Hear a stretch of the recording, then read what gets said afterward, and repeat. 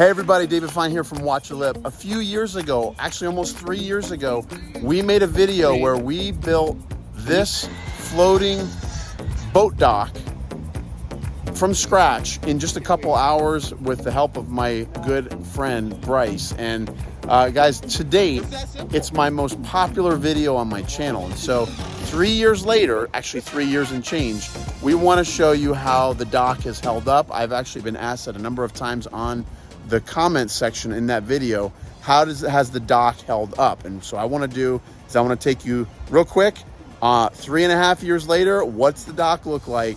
How is it holding up? I'm going to give you a little tour right now. All right, in 3 years, the only maintenance that we're going to do, I have done zero maintenance to this dock, guys. So we are today going to just do a little bit of maintenance. We're going to pressure clean this sucker, and that's going to be the end of it, man. That's the only maintenance we've done. Dock is still in great shape, but let me get to doing a little bit of maintenance work on my boat. Here we go, guys. I'm just going to do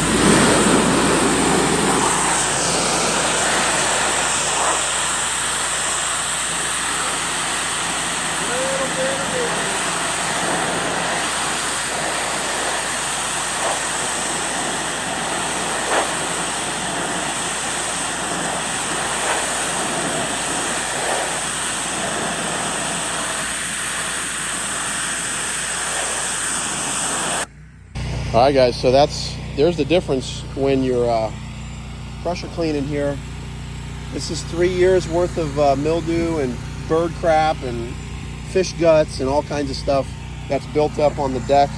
And we're just, with a simple pressure clean, I've been at this for about 15-20 minutes, and it's looking really good. So I'm going to show you how the dock is held up after this dries out. Okay, well, guys, one thing that's discouraging having a dock in South Florida is these Muscovy ducks. They come up here and crap on my dock every day. And to be honest, guys, if you have any suggestions on how to keep Muscovy ducks from crapping on your dock without breaking the law, please tell me, because I would be very curious to know how that all works. So now I'm just rinsing all the duck crap off my dock. I pressure washed it. It's been a few days since I've been able to come out here and redo this video, but I'm going to show you how the dock is held up. It's held up pretty nice. So I'm going to finish washing this off, and we'll take a little preview. All right, guys, what I'm going to do is I'm going to film from shore, and I'm going to zoom into the barrels.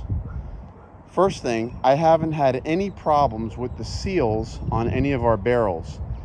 Now, one mistake that I did make is when we place the barrels underneath the dock, we place them with the, see if I can show you, with the holes on the bottom and the top on a few of the barrels.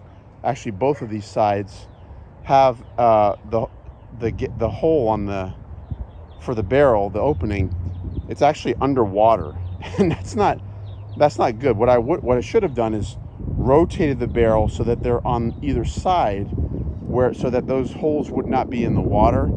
We haven't had any water intrusion yet. We haven't had any barrels take on any water, so the silicone has held up well.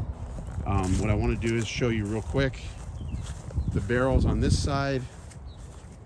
That's the way you should do it, guys, with the openings on either side. So even if their seal isn't perfect, the openings aren't underwater anyway. So that's kind of a mistake on our part, but so far so good. It's been 3.5 years and we haven't had any problem.